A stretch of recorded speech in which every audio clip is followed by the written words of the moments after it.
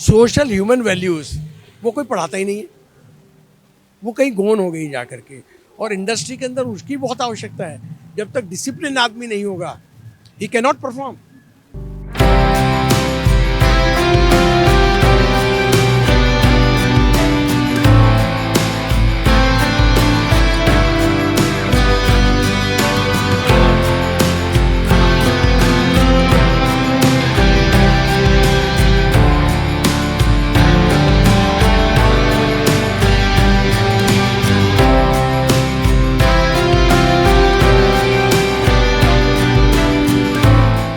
नमस्कार, आप देख रहे हैं द न्यूज़ वाला नेटवर्क। आज कोर कॉलेज को 25 वर्ष हो गए हैं, यानी सिल्वर जुबली आप मना रहे हैं सर।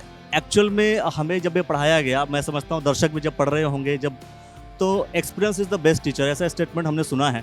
मुझे ये जानना है कि इन 25 सालों में उत्तराखंड को बने हुए 20 साल हुए और 25 सालों से ऑर्गेनाइजेशन आप ये चला रहे हैं, क्या डिफरेंस देखने को मिला? खासतौर पर आज के डेट में अगर पहले देखा जाए तो पैर छूने की परंपरा नीचे से हुआ करती थी, आज शायद शॉर्ट में भी करके चले जाते हैं।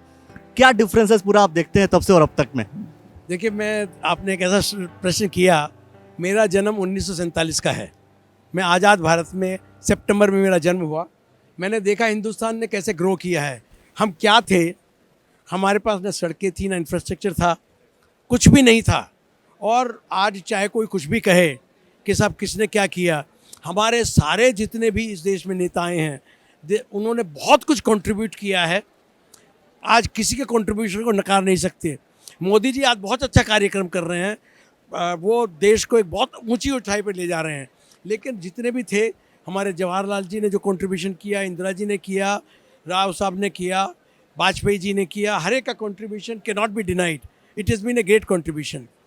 पिछले 25 साल में, 20 साल में स्पेशली, जब से उत्तराखंड बना, मैं उसका एक शुरू से एक ऐसा एसोसिएट मेंबर रहा हूँ।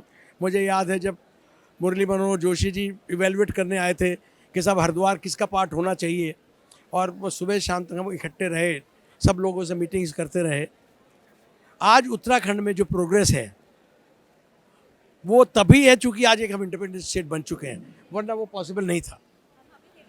ये बिल्कुल ही आपने डिफरेंट बात की। अब तक अगर हम सरकारों की बात करें, हालांकि एजुकेशन, हम शिक्षा के मंदिर में बैठे हैं, फिर भी कि सरकारों की बात करें तो सरकारें कहीं ना कहीं पुराने जो पार्टियां रही हैं, जो लोग रहे हैं, जो पॉलिटिकल पर्सन्स रहे हैं, उनको कहीं ना कहीं ब्लेम करते हैं। और आपने कहा कि सबका कंट्रीब्यूशन है, ये एक बड़ी बात है। देखिए साहब, ऐसा है, पॉलिटिक्स अलग बात है। पॉलिटिक्स में क्या है कि दूसरे को गाली दो, वोट मुझे दो, प्रॉब्ली वो एक अलग बात है। बट हम कैसे उस बात को भूल सकते हैं? जिसने हिंदुस्तान उस समय देखा है वो बता सकता है हिंदुस्तान क्या था। हमारे पास कुछ भी नहीं था, और उन सब कुछ नहीं होने में जो जवाहरलाल जी ने काम किया वो अद्भुत था। एक जब हम इंडस्ट्रीज को हम कनेक्ट करते हैं तो इंडस्ट्रीज के लिए सबसे जो मेन, जो कहते हैं मुख्य इंपॉर्टेंट चीज़, वो क्या है? मतलब एजुकेशन है। कई बार इंडस्ट्री कहती है कि हमें कुछ और भी लोग चाहिए, किसी और तरीके के लोग चाहिए। क्या कहेंगे सर?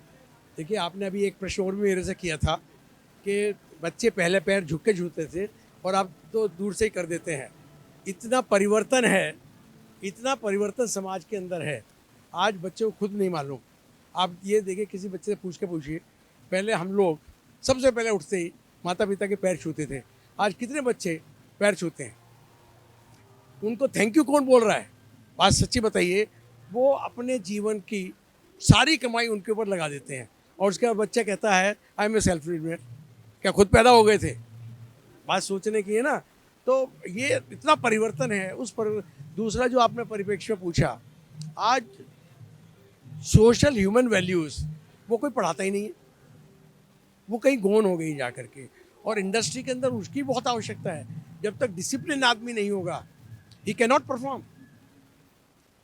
इंडस्ट्रीज के पर्सपेक्टिव से भी देखें तो वेल डिसिप्लिन्ड होना बहुत ज़्यादा जरूरी, बहुत जरूरी है। डिसिप्लिन होना जरूरी है। जब तक आदमी के अंदर ईमानदारी, डिसिप्लिन, टेक्नोलॉजी तीसरे नंबर पे आती है। आप कितने बड़े टेक्नोलॉजी हो, अगर आप ईमानदार नहीं हैं, आप ऑनेस्ट नहीं हैं, आपके अंदर डिसिप्लिन नहीं है, you can not B performer. एक बड़ा मैसेज है दोस्तों एक बड़ा मैसेज वो कि अगर आप ईमानदार हैं, डिसिप्लिन्ड हैं, वेल डिसिप्लिन्ड हैं, इसके बाद तीसरे नंबर पर है, मैं कहता हूँ स्किल तीसरे नंबर का। स्किल तीसरे नंबर का पार्ट है। ये एक बड़ी बात है, यही जरूरी है आप लोग के लिए। 25 वर्षों का अनुभव आपको मिला और मैं समझता हूँ ये वो अनुभव है जो कहीं ना कहीं आपके जीवन के लिए बहुत ही लाभदायक होने वाले हैं, क्योंकि 25 वर्षों में बहुत कुछ बदला है।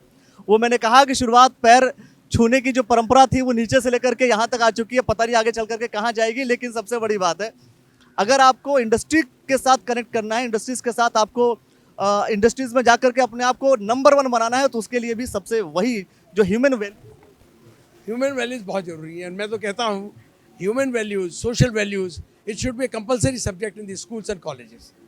मुझे लगता है सर ये जो अभी नई जो एजुकेशन पॉलिसी लॉन्च हुई है उसमें ये सब चीज़ें एड ऑन की गई, और इसको लेकर नई एजुकेशन पॉलिसी को लेकर के क्या कहेंगे? क्या कुछ नया एडिशन है, बेहतर है, कैसा है? देखिए साहब, नई एजुकेशन पॉलिसी मैंने पूरी पढ़ी है A to Z, और मैं ये बता सकता हूँ कि उसको अप्रोप्रिएट तरीके से फॉलो किया जाए बहुत सुंदर रहेगा, बट उसको फॉलो करना बहुत मुश्किल है।